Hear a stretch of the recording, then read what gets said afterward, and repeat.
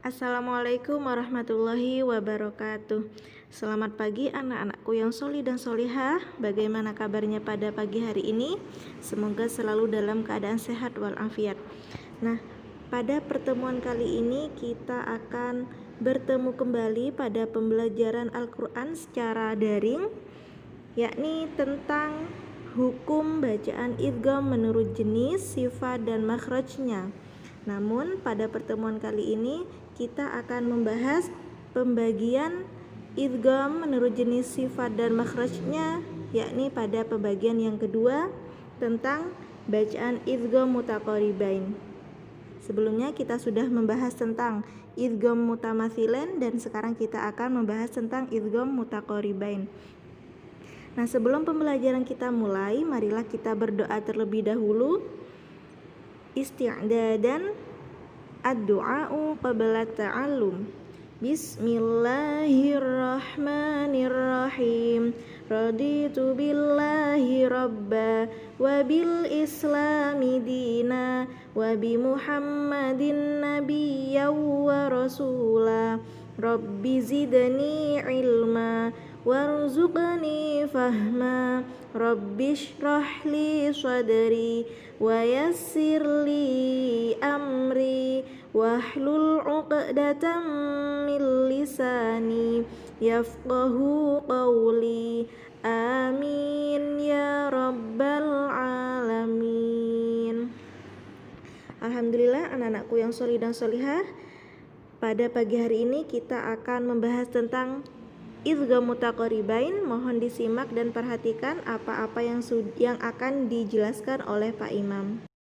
Baik anak-anakku sekalian, kelas 4A, 4B, dan 4C, Pak Guru akan melanjutkan materi sebelumnya, yakni bacaan idgham menurut makhraj, jenis, dan sifatnya.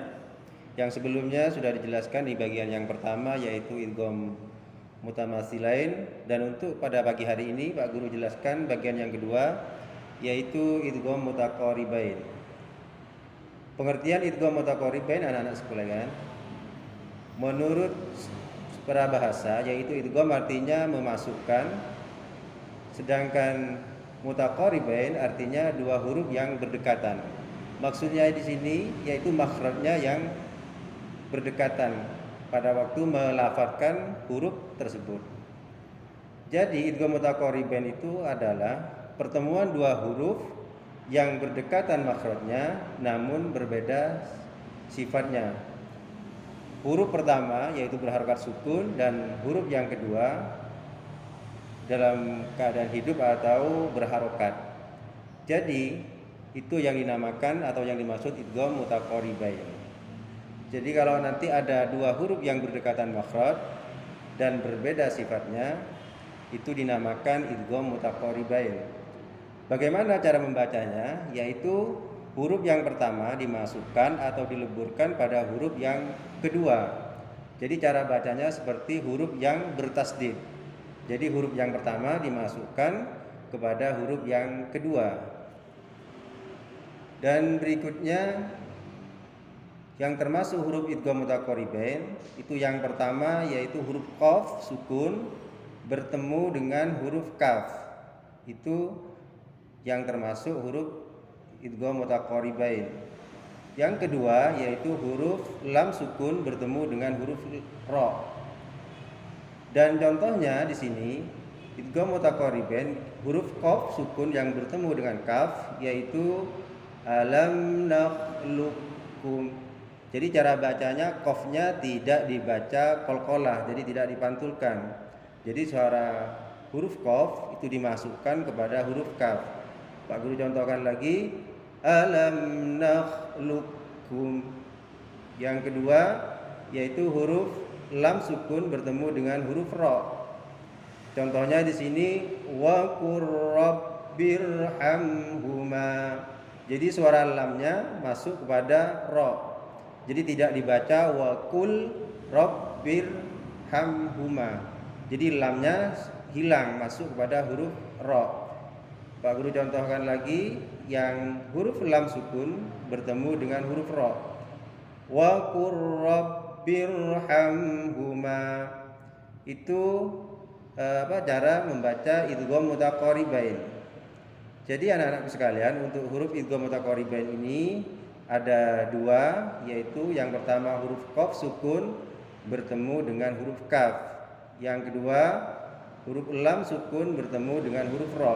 Jadi syaratnya itu huruf qaf ini harus berharokat sukun. Kalau qaf tidak berharokat sukun, misalnya berhadapan juga atau bertemu dengan huruf kaf, itu tidak termasuk bacaan idgham mutaqaribain. Jadi syaratnya huruf yang pertama harus berharokat sukun. Jadi yang pertama qaf sukun bertemu kaf, yang kedua huruf lam sukun bertemu ro. Jadi kalau lamnya tidak berharokat sukun, maka walaupun bertemu dengan ro tidak disebut bacaan idgham mutaqaribain. Jadi harus huruf yang pertama berharokat sukun. Itu ciri-cirinya huruf yang dibaca idgham mutaqaribain. Jadi ada dua. Mungkin itu penjelasan dari Pak Guru tentang bacaan idgham mutaqaribain ini. Mudah-mudahan apa yang Pak Guru sajikan sama Bu Maulida menjadi bermanfaat dan anak-anak menjadi paham. Dan nanti misalnya kurang paham, anak-anak bisa tanya langsung kepada Bu Maulida maupun Pak Guru melalui WA, bisa telepon maupun bisa pakai pesan suara. Mungkin itu sementara penjelasan dari Pak Guru. Terima kasih. Wassalamualaikum warahmatullahi wabarakatuh.